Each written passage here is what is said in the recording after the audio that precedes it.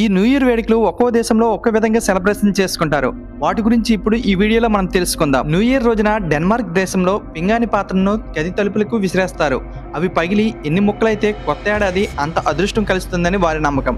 అలానే బ్రెజిల్ దేశంలో చాలా మంది తెల్లటి దుస్తులు ధరించి పూలు కొవ్వొత్తులు తీసుకొని సముద్ర తీరాలకు చేరుకుంటారు.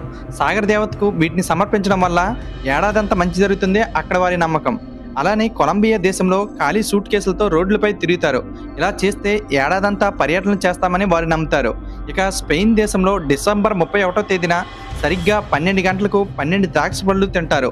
ఇలా తినడం వల్ల ప్రతి నెల అదృష్టం కలిసి వస్తుందని వారు నమ్ముతారు. జపాన్ ప్రజలు అర్ధరాత్రి బౌద్ధ దేవాలయాలకు వెళ్లి 108 సార్లు గంటలు మోగిస్తారు.